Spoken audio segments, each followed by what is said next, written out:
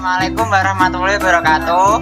Kami dari kelompok 2 akan mempresentasikan hasil kerja dari kelompok kami yang berjudul Kepribadian, Perkembangan Fisik dan Psikomotor Remaja serta Implikasinya dalam Pendidikan.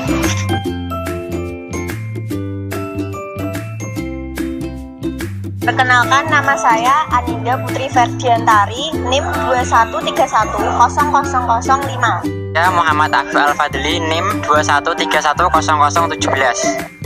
Nama saya Revina Cahyani Rizky, NIM 213100022. Nama saya Sidney Alfian Barik, NIM 213100032. Kenalkan, nama saya Sofi Nurindasari, NIM 213100026. Konsep kepribadian.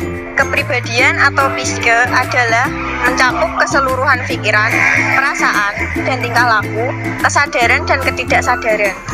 Kepribadian pembimbing orang untuk menyesuaikan diri dengan lingkungan sosial dan lingkungan fisik. Sejak awal kehidupan, kepribadian adalah kesatuan atau berpotensi membentuk kesatuan. Kepribadian siswa adalah ciri atau karakteristik atau gaya atau sifat khas dari diri seorang siswa yang bersumber dari bentukan-bentukan yang diterima dari lingkungan, misalnya keluarga pada masa kecil dan juga bawaan seseorang sejak lahir. Ciri-ciri kepribadian. Ciri-ciri kepribadian adalah karakteristik seperti sifat malu, agresif, mengalah, malas, ambisius, dan setia yang diperagakan oleh individu dalam sejumlah situasi.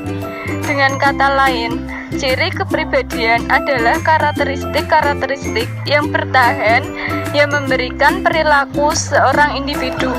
Pencarian dini. Ciri-ciri utama dengan identifikasi 16 faktor kepribadian yang dipandang sebagai ciri primer kepribadian atau yang merupakan sumber perilaku yang umumnya konsta, memungkinkan ramalan dari perilaku seorang individu dalam situasi-situasi khusus dengan menimbang karakteristik untuk relevansi situasi awalnya. Prinsip teori kepribadian Alfred Adler. 1. Prinsip teori kepribadian rasa rendah diri. Adler meyakini bahwa manusia dilahirkan dengan perasaan rendah diri. Perasaan rendah diri ini bermula dari anak-anak yang tidak bisa melakukan tindakan orang dewasa. Pada prinsipnya, individu ini meyakini kekuatan dan kemampuan orang lain. Apabila di tahapan ini individu merasa lemah dan kurang dalam meraih kemampuan di atasnya, maka akan muncul rasa rendah diri di tahapan perkembangan berikutnya. Setiap individu berusaha untuk melakukan kompensasi terhadap kelemahannya dalam segala hal. Kompensasi ditentukan oleh gaya hidup dan usaha mencapai kesempurnaan.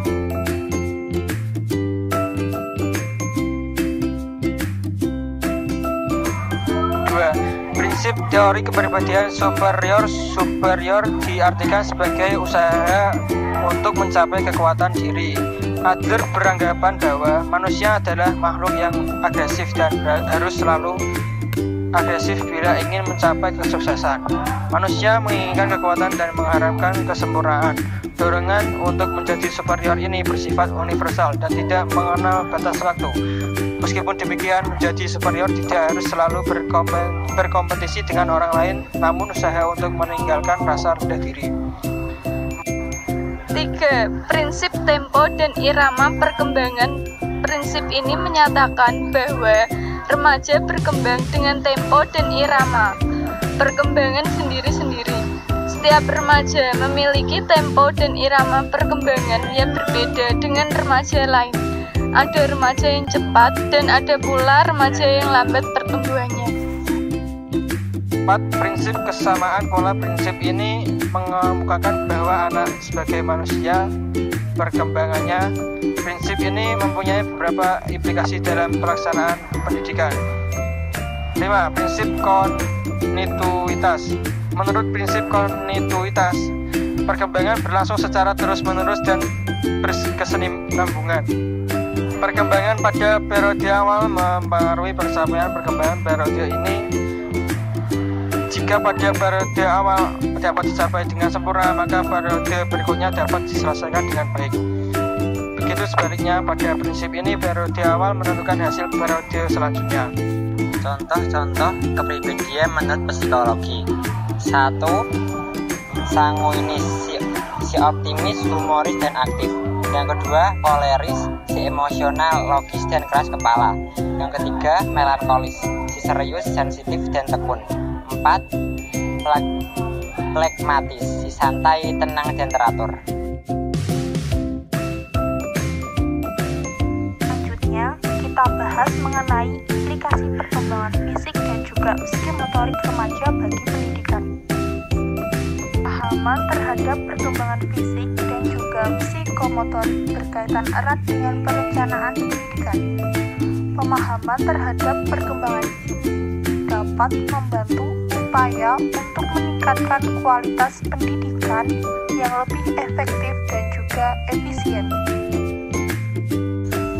Apapun implikasinya bagi pendidikan, yang pertama, sarana dan prasarana pendidikan jangan sampai mengganggu kesehatan peserta didik. Yang kedua, waktu istirahat untuk menghilangkan kelelahan perlu diperhatikan. Yang ketiga, disediakan jam-jam untuk berolahraga sebagai usaha untuk menjaga kesehatan. 4. Membantu siswa dalam menemukan jati diri mereka dan juga menghadapi kegagalan yang mereka hadapi. Yang kelima, emosi yang memuncak adalah karakteristik daripada remaja. Guru dapat membimbing remaja untuk pengendalian emosi negatif tersebut dan mengajari bagaimana cara memahami orang lain. Yang keenam, toleransi. Toleransi merupakan cara guru dalam mendidik remaja dalam rangka kegiatan pendidikan yang dapat dilakukan para pendidik, umumnya para guru.